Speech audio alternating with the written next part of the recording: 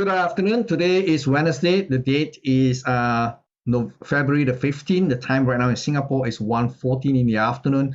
Overnight on Wall Street, we know that the last night we have the release of the consumer price index, which is called the CPI. It came in a little bit mixed because on the month-on-month basis, the figure came in within expectation. Now, when we look at the core CPI numbers for on a month-to-month basis, it came in at 0.5%, which is within expectation. Now, this compared to 0.1% in December was a good number. Now, when we consider the core, which is excluding energy and food component, the month-on-month CPI numbers came in 0.4, again within expectation, compared to the previous month of December was also 0.4. So there is no marked improvement when we consider the core CPI numbers on a month-to-month basis. Now, the problem lies in the year-to-year number. On the year-to-year, the headline CPI number came in 6.4%. Now, this compare favorably against the 6.5%, 6.2%. No, sorry, I had to correct that again.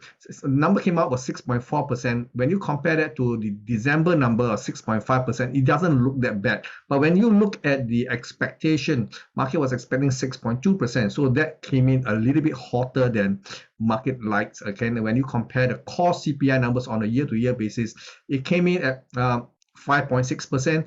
which is not very far away from the expectation of 5.5, and when you compare to December of 5.7, it was a notch lower. So the problem is the year-on-year basis at the headline number, which is at 6.4%. It has actually not gone up, not gone down as much as what the market expected. Okay, so that caused a little bit of confusion, and the market actually did not know where to go. Okay, as a result, you can see in the Dow Jones itself, market did not take out the 2 Thursdays high and low prices. So the market has been in this condition for more than a week now. Okay, today is going to be Wednesday, so we can consider yesterday was 2 trading days compared to, let's say, the whole of last week, 5 trading days. So this is the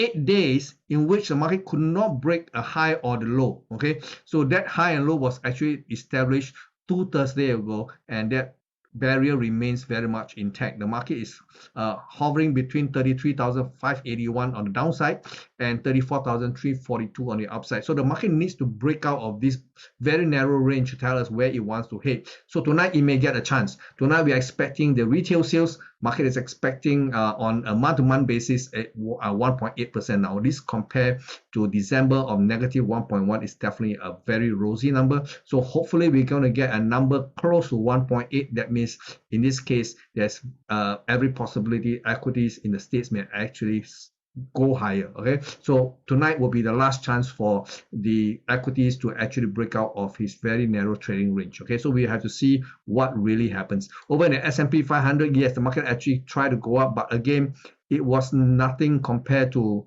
there's no breakthrough in a sense. Okay, the high remained at 4,195.4, and the market pulls back in a three-wave pattern, which is corrective in nature, meaning to say that for a time being, we cannot eliminate the possibility of another extended rally all the way, ideally to 4,372, because this is originally my target, 4,373 to 4,450. This is a equivalent, what you call an equality distance. Okay, so if the market can actually go there, I will not be surprised. In fact, I'll be hoping that it does, because from there it may give me a better chance to short this index on the higher level. I do maintain a slightly bearish outlook in the medium to long term. So likewise in the Nasdaq 100, the pattern looks a little bit different, although it looks quite similar. Market hit at 12,881 and then pull back in a three-wave, sits on the near-term support line and then started to rebound. But overall, from the on the October low, this three-wave does looks complete to me. Okay, so because this is a three-wave pullback, and if the price take out 12,881, that means the market is likely to extend higher. But again, if given the choice, I think the 3 equity index, the one that is most bullish is the S&P 500. So we are to monitor that index rather than the Nasdaq or the Dow Jones. Okay. Now over in In Asia, we can see the Nikkei did not follow through on the slightly bullish closing on Wall Street itself. Market actually opened high, but couldn't hold on to its gain and started to slide. Of course, we are only at the halfway point. We still have afternoon session in the Nikkei, and if market close weak in the afternoon below the support line here, it does lay the stage for further losses going forward. But I think the market is going to be very cautious because we have retail sales coming up tonight. I don't think they want to jump the gun. I think they want to wait for confirmation that U.S. economy has not tanked yet, so before the sell orders come in waves. Okay, over in the Shanghai Composite Index, we can see that prices are a little bit more elevated.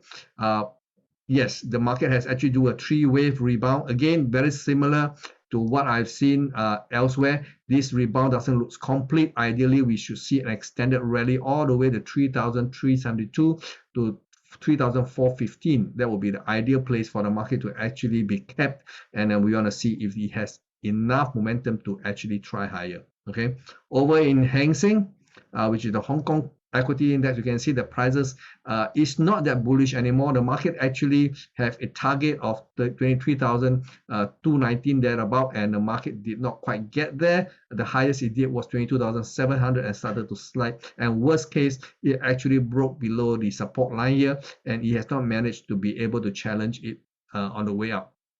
So the Hang Seng Index actually have a little bit of a negative bias. If the market do rebound and cannot go beyond 22,000, I think this is calling for a short. Okay, so this is my view. Okay, over in the currencies, let's take a look at the dollar. Overnight, the dollar actually eases back, and we can see that the market went up to 108 in the euro versus the dollar, meaning to say that if the euro goes up, I mean the dollar is coming down. So, but the market was rejected at 108, and this market is now primed to trade to the downside. I like to see this kind of move because the market was evidently being kept at this 107.87 levels. Market took out this marginal high, go into a new high, but couldn't sustain and come back down and close as a long-legged shadow doji, meaning to say this could potentially be a bearish setup. And if this is the case, I am placing some orders there to see if I can sell at a slightly higher price than where it is currently trading at 107.18.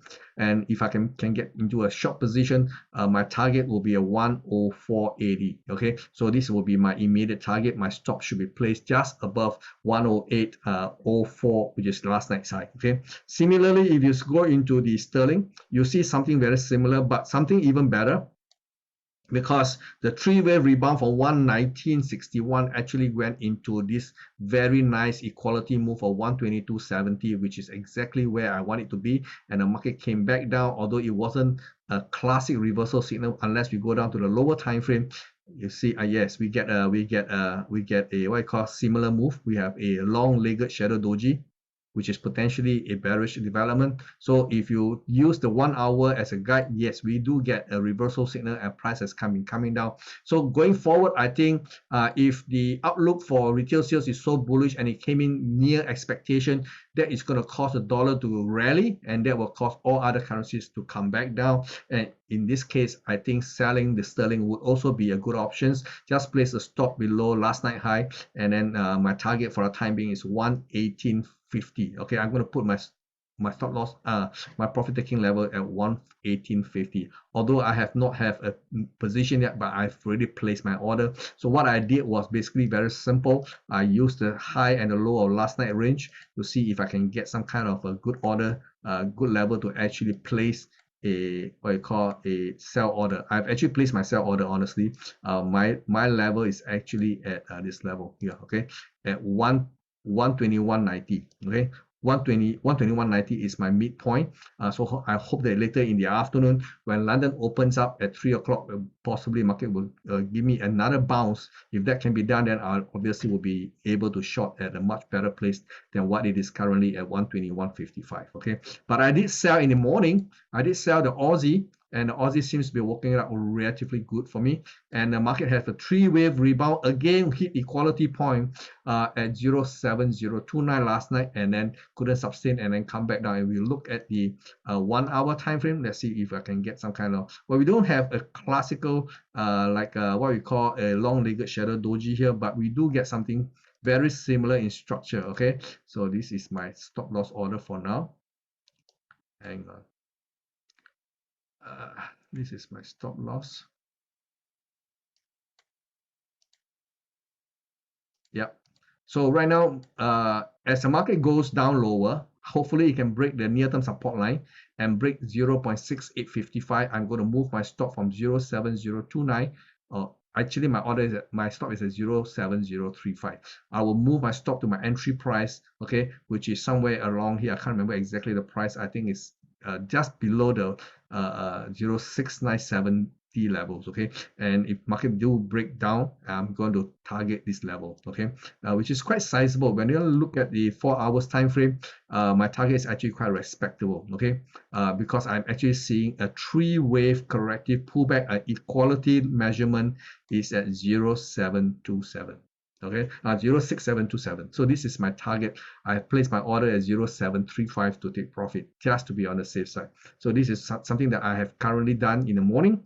So when you look at dollar yen seems to suggest that it wants to go up. So if this is the case, a three-wave rebound would target 135.50 level. So it is something that we will have to monitor, because market right now is very, very near to last night high of 133.31. So if we can break this and break 134.77, it's going to trigger a lot of buy orders to the upside, and hopefully market will be able to challenge this bracket of price 135.50 to 136.20. And the market continue to extend higher beyond 136.20, then something else is moving. Okay, so we will have to watch this as it falls. Now, if you want to take a low risk trade, not the best of recommendation, but actually this is something that you can consider. Market actually went down yesterday to 132.74 and then starting to rebound this morning. So if this is considered a low risk trade, then maybe you can put a stop below 132.60 and take your chances with a rally back to 134.90 levels.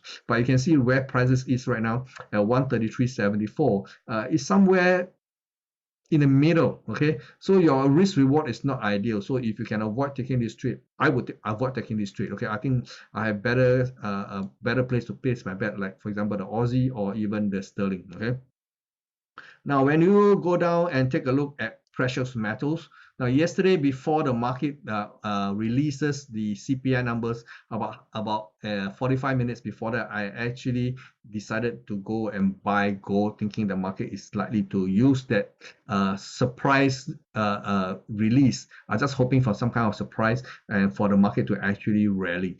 It did rally initially, but the market eventually ignored that mixed result of the CPI report and decided that it wants to come back down. But I have a long-term plan for this, because I have a very bullish outlook for precious metals going all the way to maybe perhaps April or March itself, April or May. So I'm going to continue to average down, okay, because I think precious metal has a very good chance of challenging the all-time high. Now, if you are wondering where the all-time high is, just to give you a recap, the all-time high is $2,075. So whether the market can actually break, I do not know, but just the fact that it can actually have a chance to rally, to challenge even the $2,070, I think that will be enough profit for me to take. Okay, so I'm going to take this and bite the bullet and continue to average down on the buy side. Each time I maybe commit 0.5% of my equity, or if I'm very aggressive, I do 1%. Last night I did 1%. It did not quite work out. I'm going to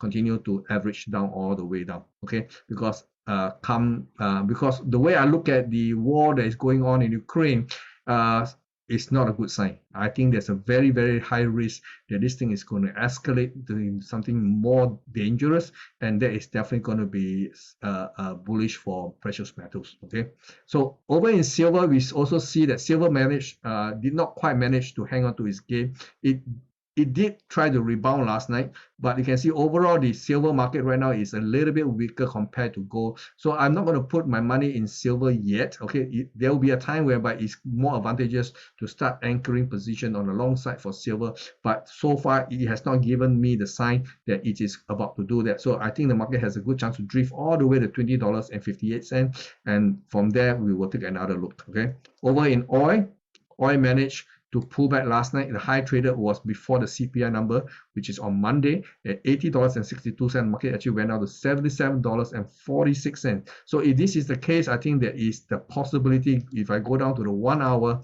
there is a possibility market may continue to edge lower tonight.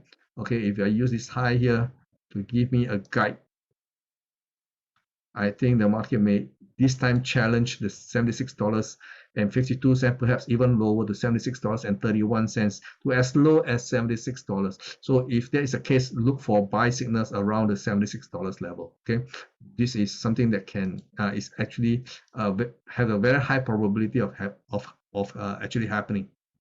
Now we go to crypto itself. Crypto actually had a good night last night because generally speaking, equity prices has actually remained stable. So that has given crypto prices the boost, and Bitcoin went up to $22,316 before it sidelined for the last 6-7 hours. Okay, you can see the market right now is just hanging on to its gain. So there's a very good chance if tonight the CPI number, the retail sales number is good, it may actually cause another run up in prices. The next hurdle in which the Bitcoin must clear is 23,440. Okay, so this is going to be a level in which it is so obvious that the market will actually attempt. Over in Ethereum, we also saw a somewhat more bullish setup. Ethereum is currently trading just under the resistance line at 1,500 and just $69 thereabout, and it's very similar to Bitcoin. It has been holding the line for the last 16 hours or so. Okay, so we can see the prices are basically hanging on. There's a very good chance it will attempt to trade higher. I think possibility of market going up to challenge the $1,680 is pretty high. Okay, the one coin that has been under attack, so to say, has been this thing called the Binance coin. Binance coin has been under pressure because the SEC is actually trying to cancel this stable coin, and of course it's not directly it's directly linked to Binance. Okay, so this token here has actually seen better days. The lowest price traded was $282.35. We have a bit of a rebound in line with the general bullish mood in cryptocurrencies, but basically this market here, this particular coin here is something that you have to watch. Okay, Ethereum. This is Ripple. Ripple has now challenging the upper end of 0.385. There's a good possibility it may continue to edge even higher. The key here will be this resistance line over here. If we can take out this resistance line, I think the market has a good chance to go all the way to 0.418. Okay. In Solana, we also see the market managed to overcome the immediate resistance line, and market right now is just trading in and out of this line here. So based on this, there is one more. There's every possibility it may actually extend higher. The least optimistic outlook is the market just go up to $22.59 and then tumble down. Okay, but I think the market has a little bit more strength than that. In Cardano, this is by far the best performing coins. Okay, when you see the move from 0.345 to 0.393, this move here is actually very impulsive, and the pullback is so shallow there is every possibility the next move here will go beyond 0.414. Okay, so this is all I have for you for today. Now remember, tonight we have retail sales at 9:30 p.m. and the market expectation is for an increase to 1.8% on a month-to-month basis relative to the December month of negative 1.1%. So there you have it. Okay, just be safe, and we'll come back again tomorrow. Bye-bye.